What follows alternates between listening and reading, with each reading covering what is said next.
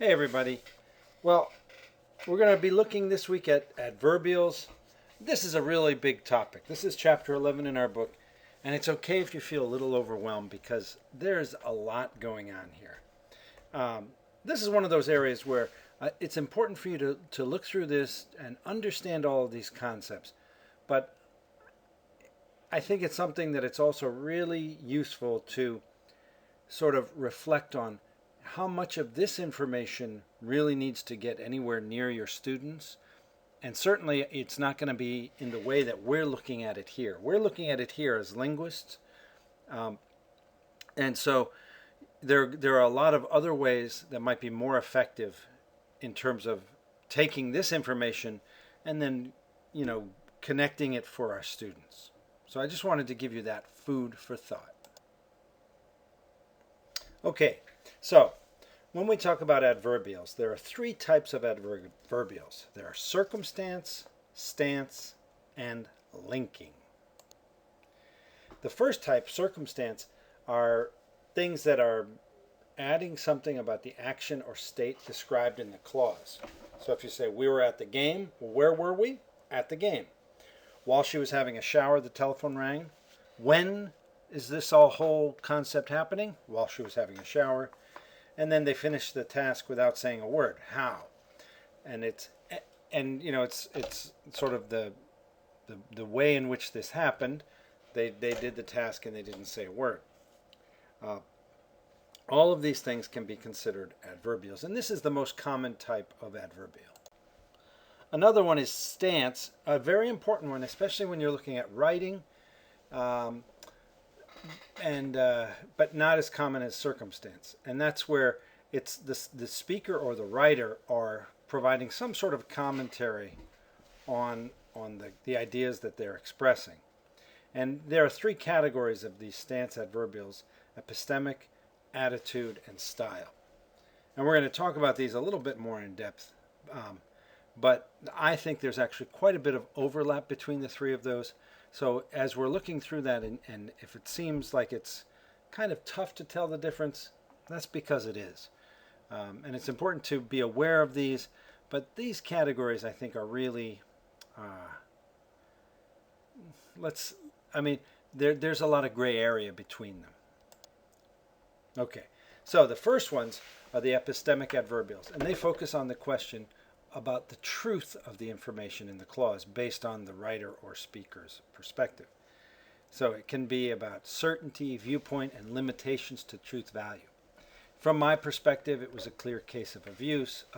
She definitely looks at her mobile.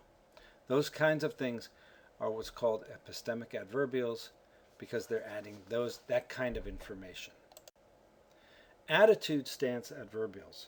They express how the speaker or writer evaluates and provides an attitude toward the content. To my surprise, the space had a lively atmosphere. Fortunately, this is far from the truth. So this is now looking more kind of at the attitude. Again, I think there's a lot of gray area here, but these are sort of the basic concepts, at least as they're described in our book. And then the third one is style stance adverbials, and they convey the speaker or writer's commentary on the style or form of communication. And they can clarify sort of how the writer or speaker wants you to understand what they're saying. So, well, yes, technically speaking, I guess it is burnt. Quite frankly, we're having a bad year. Again, you're going to notice there's a lot of overlap between these three circumstance type of adverbials.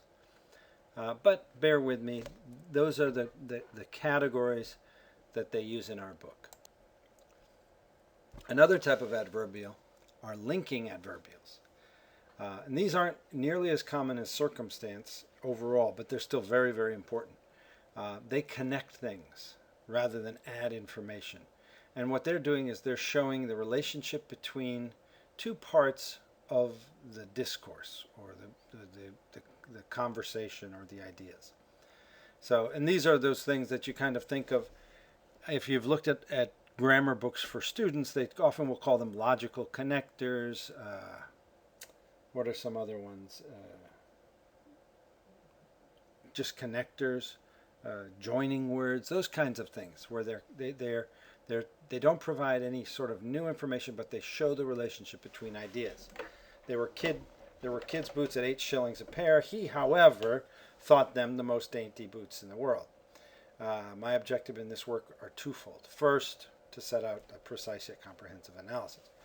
Those things are showing connections between the ideas.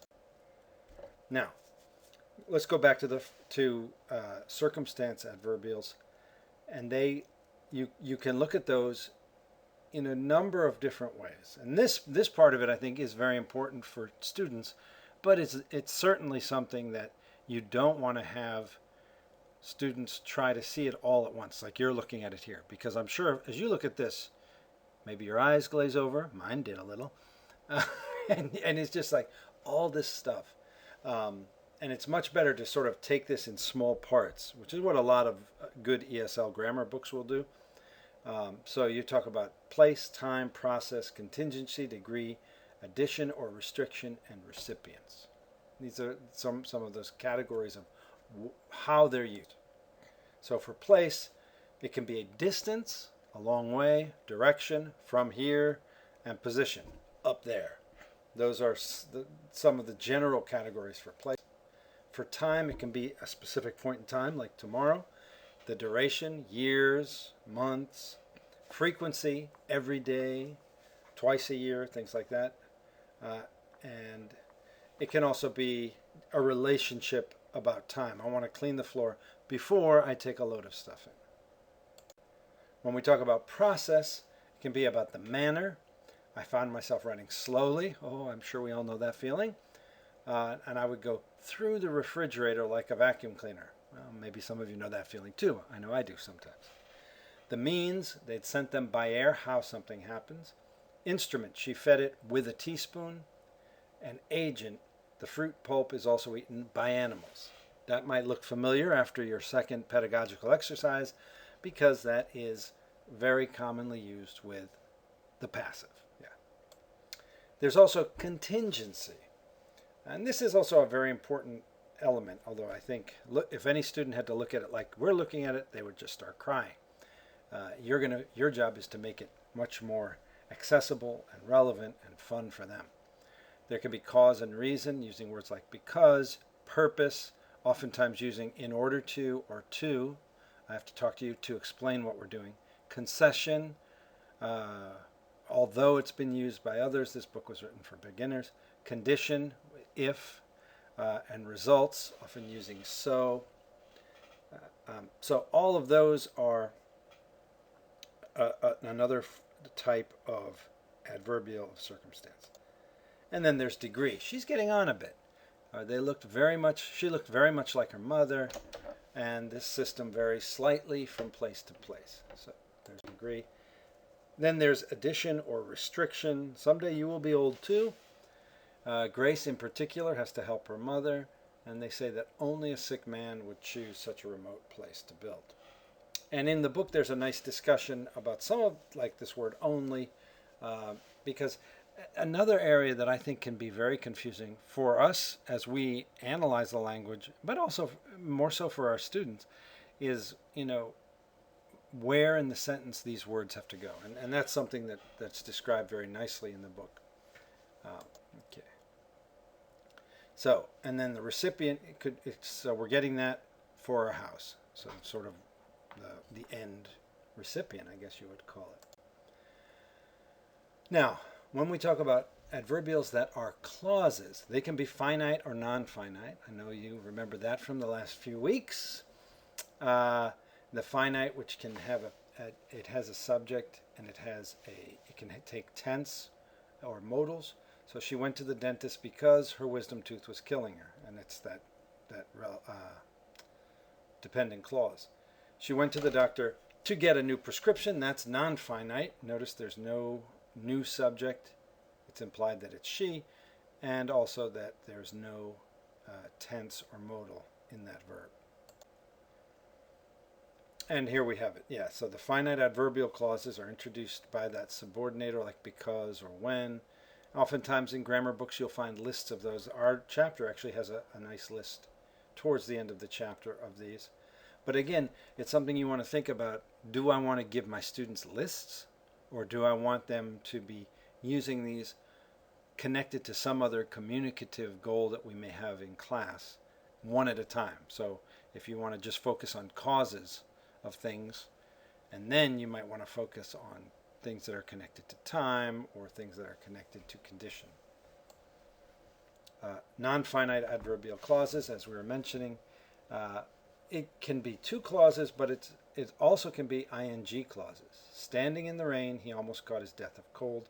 And here, the he is the subject of that adverbial clause, standing in the rain. One of the things that oftentimes students have trouble with, no, it's not just students, I sometimes have trouble with it, and you might as well, is, not making clear who that subject is in these adverbial clauses. And those are those dangling adverbials. Is that what that's called? Which can cause trouble for any writer. And he went to the mall to buy a new outfit. But notice they are non-finite adverbials. So, adverbial clauses, we can look at place, distance, direction, and position, time, the point in time, duration, frequency, and time relationship. And also for contingency, you can have cause or reason, purpose, concession, condition, and results. Now I know this is a lot of information, and the chapter actually has more information. The things that I think are really nice for you to be able to look at and to refer back to later. You don't always, I don't want you to feel like you have to absolutely have all of this instant, because I really do think it's just a lot of information. But I think it's really interesting to look at how in our chapter they talk about the frequency of some of these in terms of conversation versus fiction versus academic and news, because there are big differences between the type of adverbials that are used and also the positioning of adverbials, where they go in the sentence, and what it is that they're connecting, especially those linking ones. So take a look at the whole chapter. Let me know if you have questions, and we're almost there, guys. You're doing a great job. Bye.